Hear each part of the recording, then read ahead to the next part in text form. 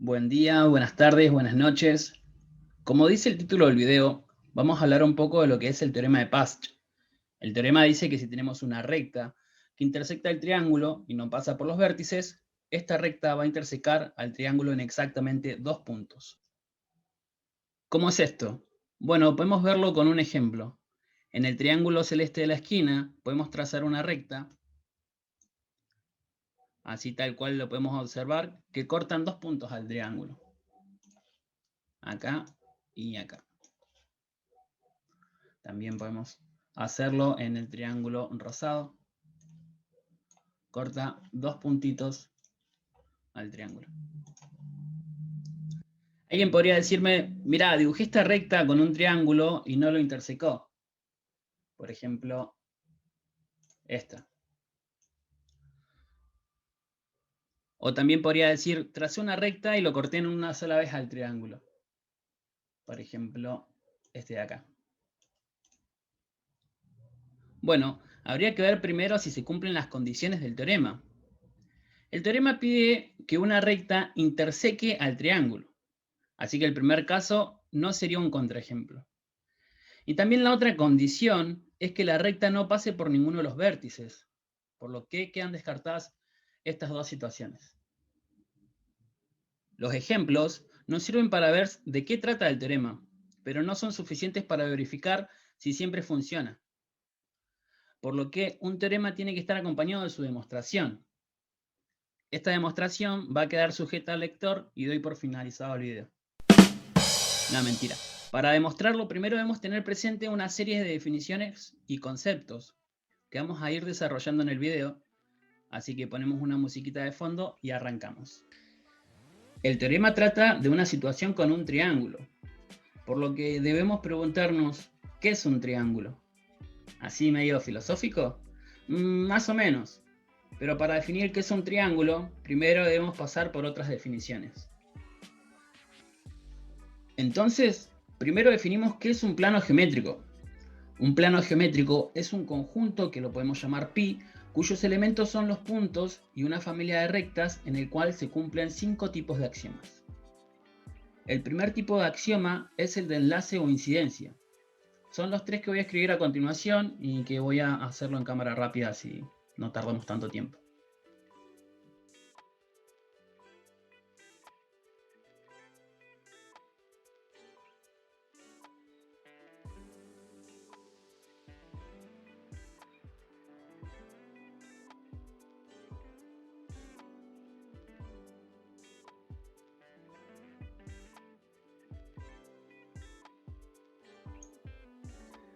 El primer axioma nos dice que pi es un conjunto infinito, o sea que hay infinitos puntos.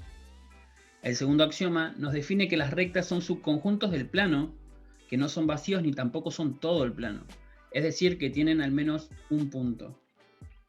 Y el tercer axioma nos dice que dado dos puntos, va a haber una única recta que los contenga.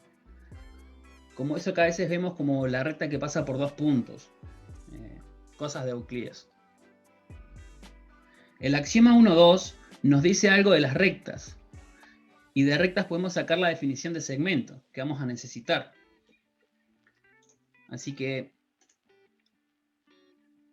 el segundo tipo de axiomas aporta características de las rectas, que son los axiomas de orden.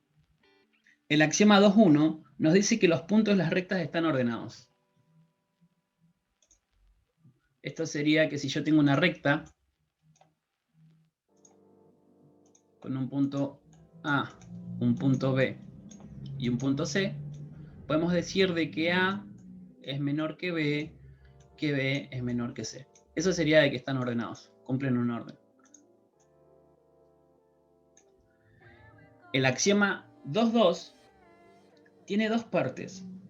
La primera es que si tenemos dos puntos en una recta, siempre va a existir un punto que esté entre esos dos. Tenemos una recta con dos puntos,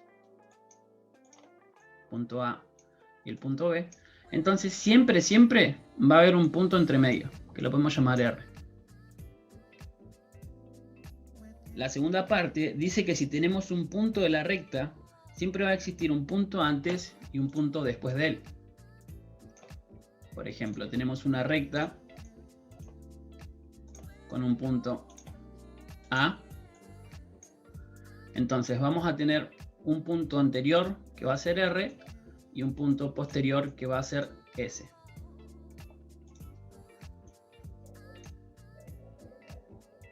El axioma 2.3 es el que nos importa porque nos va a ayudar a dar la demostración para el teorema de Past. Primero le damos el axioma y después definimos los conceptos. El axioma dice: dada A recta, A complemento es igual al plano pi menos la recta A. Y esta es la unión de dos conjuntos, alfa y beta, convexos, no vacíos y disjuntos, tales que si un punto pertenece a alfa y otro punto pertenece a beta, entonces el segmento que une dichos puntos corta la recta en un punto. Esto sería: tengo una recta que la vamos a llamar A. Esta recta me divide al plano pi, en dos subconjuntos, alfa y beta. Si yo tengo un punto P que pertenece al conjunto alfa y un punto Q que pertenece al conjunto beta, si yo trazo una recta y tengo el segmento PQ, entonces dicho segmento interseca una vez a la recta A. Así como vemos gráficamente. Pi era un plano, A era una recta. A complemento dice que es la unión de dos conjuntos convexos, así que hay que saber que es un conjunto convexo. Un conjunto convexo es un conjunto que cumple que si dos puntos pertenecen a él, el segmento está incluido en el conjunto. Por ejemplo, un círculo es un conjunto convexo, porque yo tomo dos puntos dentro de él, trazo el segmento, y este segmento queda incluido dentro del conjunto. Pero por ejemplo podemos hacer, qué sé yo, un Pac-Man. Este conjunto no sería convexo. ¿Por qué? Porque si yo tomo un punto de acá y un punto de acá y uno el segmento no está todo incluido en el conjunto Pac-Man. No vacíos quiere decir que al menos tienen un punto, y disjuntos refiere a que no tienen puntos en común. Así como vemos en el gráfico, tenemos los conjuntos alfa y beta, que dijimos que son conjuntos convexos, no vacíos y disjuntos. Alfa lo podemos denotar como un semiplano abierto de borde A que contiene el punto P,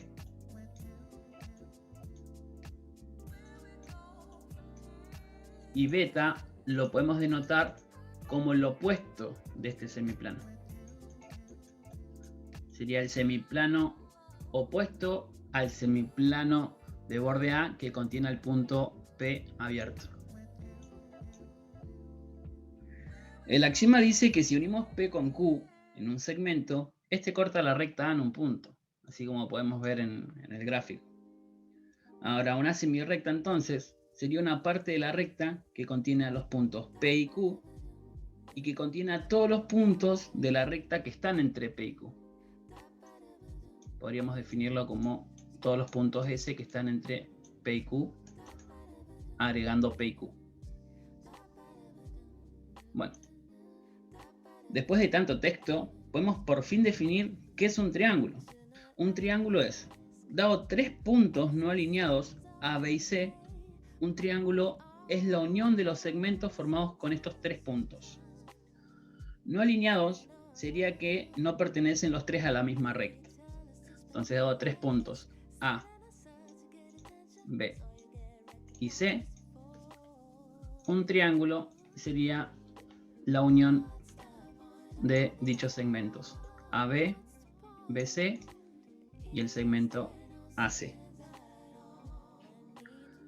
Estos segmentos serían los lados del triángulo.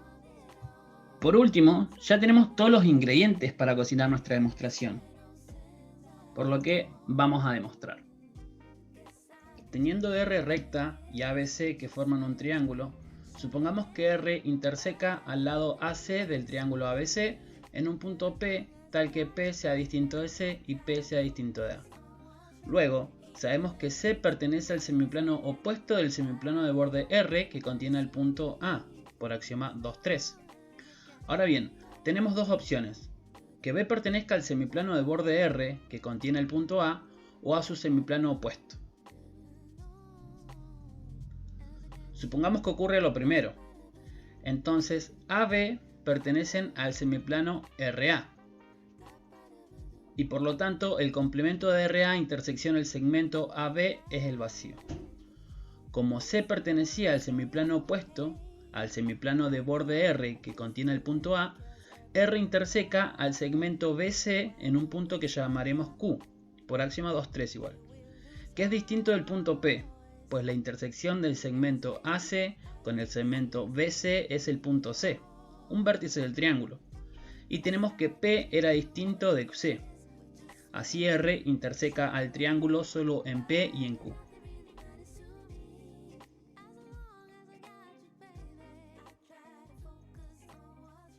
Con esto tenemos la demostración del teorema de Past y damos por finalizado el video. Muchas gracias por haberlo visto.